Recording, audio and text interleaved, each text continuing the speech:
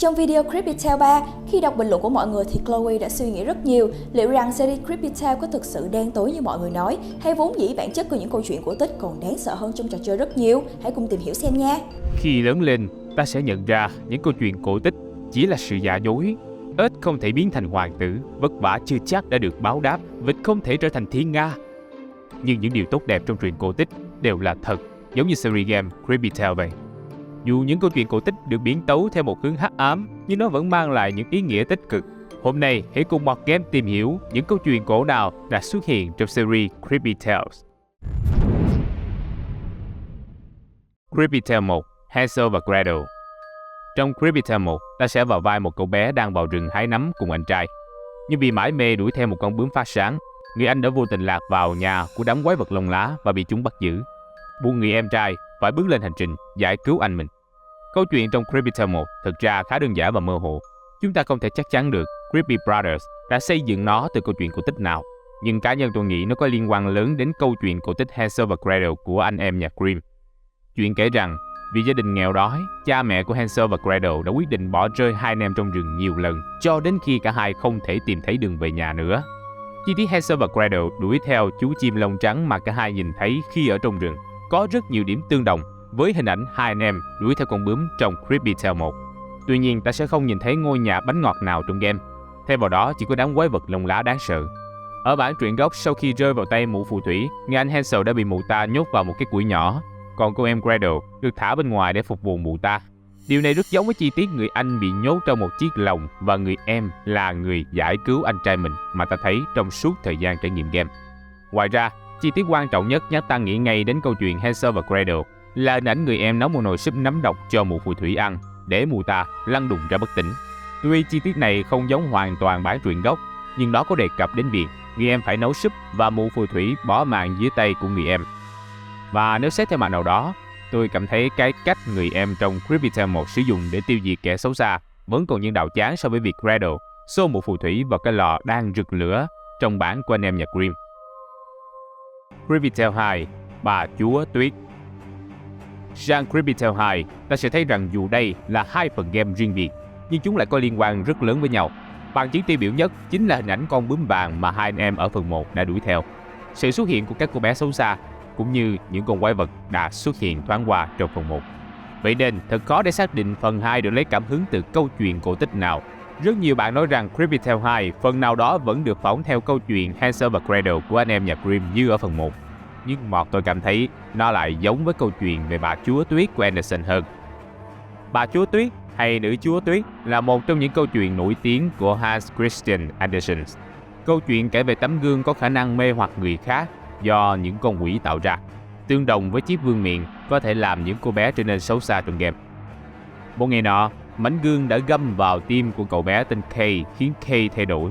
Cậu sau đó bị bà Chúa Tuyết mê hoặc và bỏ nhà lên núi tuyết xa xôi để sống cùng nữ chúa. Cô bé Gerda vì cứu bạn mình đã lặn lội đường xa lên ngọn núi tuyết tìm Kay, và sự ấm áp của Gerda đã hạ gục nữ chúa tuyết. Vì câu chuyện này khá dài nên tôi không tiện kể hết trong video này, vậy nên các bạn có thể tìm đọc câu chuyện về nữ chúa tuyết trên mạng nha. Giờ thì quay lại với Creepy Tale 2 nào.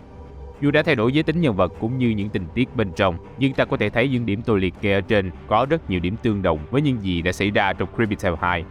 Tuy nhiên có thể thấy so với truyện gốc thì Creepy Tale 2 đen tối hơn rất nhiều. Đặc biệt là phân cảnh hai vợ chồng ăn thịt người mà nhiều bạn nghi ngờ rằng nó có thể là hai đứa trẻ trong tương lai. Vì phải ở lại chốn hoang dã, chúng đã sát hại hai vợ chồng nọ, sau đó ăn thịt họ, rồi lại trở thành những kẻ ăn thịt người khác cũng không biết chừng. Creepy Tale 3: Cô bé dẫm lên ổ bánh mì. Khác với phần 1 và phần 2, phần 3 lại được làm dựa trên câu chuyện Cô bé dẫm lên ổ bánh mì của Anderson. Chuyện kể rằng có một cô bé nhà nghèo tên là Inger, sở hữu tính cách vô cùng kiêu ngạo và hư hỏng. Tuy tuổi còn rất nhỏ, nhưng Inger đã thích hành hạ những con vật yếu thế hơn mình. Và theo những dòng mô tả của Anderson, Inger thích nhất là bắt côn trùng, vặt cánh của bọn chúng, đâm đám côn trùng nhỏ tội nghiệp ấy bằng những mũi kim nhọn hoắt. Lớn lên Inger cũng chẳng khá hơn. Ngược lại, vì sở hữu gương mặt xinh đẹp nên mọi người chẳng bao giờ gắt gỏng với Inger. Điều này đã biến cô bé thành một đứa trẻ hư đúng nghĩa. Và chắc bạn đã nhận ra rồi nhỉ? Hình tượng của cô bé nhân vật chính Ingrid trong game giống hệt với những gì tôi vừa nói về Inger. Có điều, nếu để ý những hành động và quyết định của Ingrid trong trò chơi, ta sẽ thấy Ingrid có thể đưa ra những quyết định còn độc ác hơn cả bản gốc. Một trong những hành động độc ác nhất mà Ingrid đã làm trong trò chơi mà ta không thể không nhắc đến chính là phân cảnh ở nhà dì Tutek. Vì muốn thu thập đủ những chiếc răng để thoát khỏi tòa lâu đài, Ingrid sẽ có hai lựa chọn. Trong đó có lựa chọn dùng kìm nhổ răng những cô cậu bé tội nghiệp bị dì Tutek giam giữ dưới tầng hầm mà không thèm dùng thuốc tê. Có thể thấy vì muốn truyền đạt thông điệp thiện ác qua trò chơi mang hơi hướng cổ tích, Creepy Brothers đã chẳng ngần ngại cho một đứa trẻ mới lớn như Ingrid làm ra hàng loạt hành động đáng sợ mà đến người lớn cũng chẳng dám thực hiện, góp phần khiến cốt truyện gốc vốn đã đen tối, nay còn đen tối hơn gấp bội. Theo truyện gốc, sau khi lớn, Inger sẽ đi làm công cho một gia đình giàu có. Vì ngoại hình xinh xắn nên gia đình chủ nhân rất yêu chiều Inger.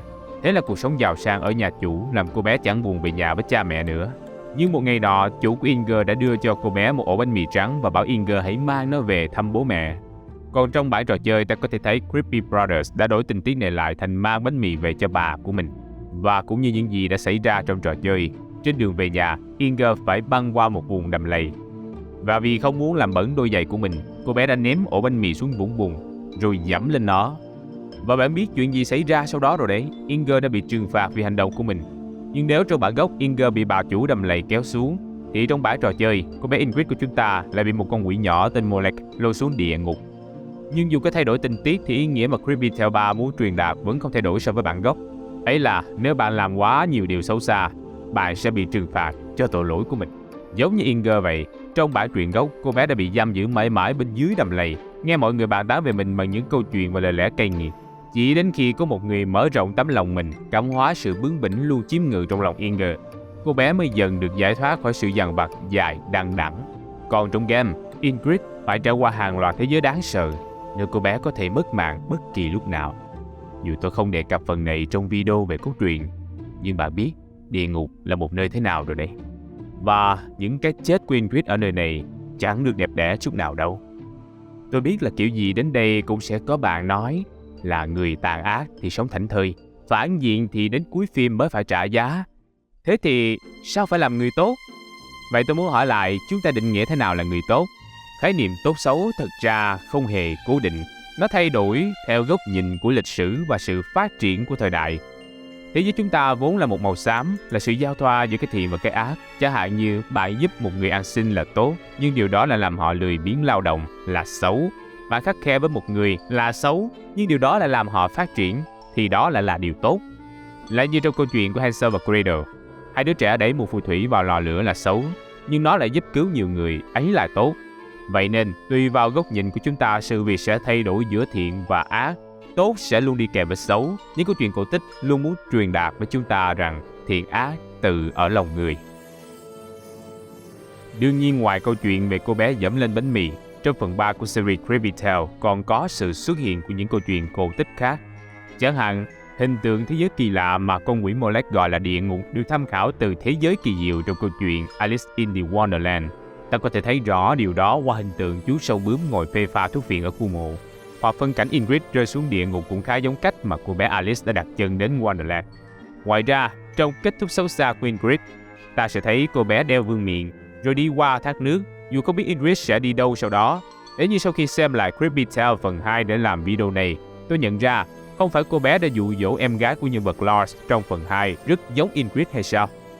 Vậy có lẽ nào sau khi rời khỏi địa ngục, Ingrid đã dùng sức mạnh của chiếc vương miện để gây rối khắp nơi, rồi gián tiếp tạo ra thảm kịch ở phần 3 hay không?